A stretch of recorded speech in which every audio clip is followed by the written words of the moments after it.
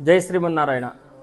మీ గృహం పరిపూర్ణంగా అవుతూ ఉన్న సందర్భంలో గృహం పూర్తయిన తర్వాత ఇబ్బంది అయింది సార్ అనే సందర్భం ఎక్కడ తెలుస్తుంది అందరికీ కూడా. ఇది ప్రతి గృహానికి కూడా వర్తిస్తుంది. అదేమిటి సార్ గృహం అయిపోయిన తర్వాత ఇబ్బంది అయింది అనేది ఎప్పుడు వస్తుందంటే, ఒక చిన్న లాజిక్ చెప్తాను చూడండి. ఒక మనిషి సుమారు 35 సంవత్సరాల వయసులో ఒక ఇల్లు కడుతూ ఉంటే చివరి 3 నెలలు ఇల్లు అయిపోయే ముందు 3 నెలల ముందు కంగారు పెడతా ఉంటాడు. మేస్త్రిని కంగారు పెడతాడు, ఎలక్ట్రికల్ వాళ్ళని కంగారు పెడతాడు, ప్లంబింగ్ వాళ్ళని కంగారు పెడతాడు, ప్లాస్టింగ్ చేసే వాళ్ళని కంగారు పెడతాడు, బండలు వేసే వాళ్ళని కంగారు పెడతాడు, మళ్ళీ ఇంజనీర్ని కంగారు పెడుతుంటారు, అందరినీ కంగారు పెడతాడు.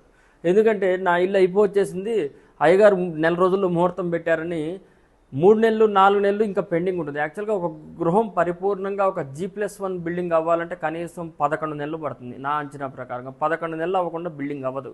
మనం ఏం చేస్తామంటే 6 నెలలకి కంగారు పెట్టేసి నెల రోజుల్లో ముహూర్తం ఉందని చెప్తాం. అది చాలా పొరపాటు. అందరూ గమనించండి.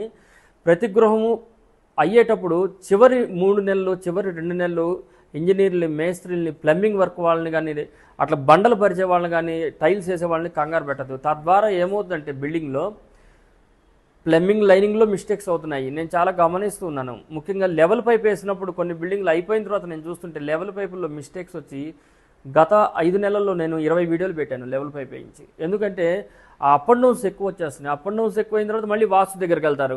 అయ్యగారు మాది వాస్తు చూడండి సార్, మళ్ళీ నైరుతి డౌన్ అయింది అంటున్నారు, మా ఊళ్ళో అయ్యగారు చెప్పారు సార్ అంటారు. కాబట్టి మీ బిల్డింగ్ పూర్తి అయ్యేటప్పుడు చివరి 2 నెలలు 3 నెలలు చాలా జాగ్రత్తగా ఉండాలి.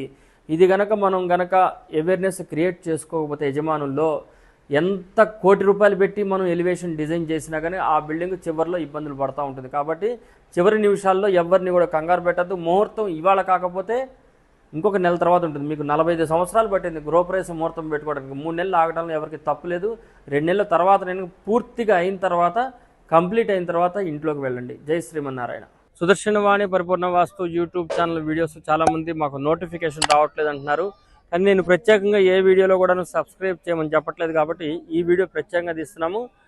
మన సుదర్శనవాణి ఛానల్ని యూట్యూబ్లో కానీ, ఇన్స్టాలో కానీ, ఫేస్బుక్లో కానీ ఫాలో అవ్వటం కానీ, సబ్స్క్రైబ్ చేయటం కానీ చేస్తూ అందరికీ కూడా ఫార్వర్డ్ చేస్తుంటే మన సుదర్శనవాణి ద్వారా వచ్చే వాస్తు వీడియోలు అందరికీ కూడాను అందజేసే అవకాశం ఉంటుంది. మనం నియమాలు పాటించడమే కాదు, మంచి మంచి వీడియోలు అన్నీ కూడాను మనం ఇతరులకు కూడా ఫార్వర్డ్ చేద్దాము. జై శ్రీమన్నారాయణ.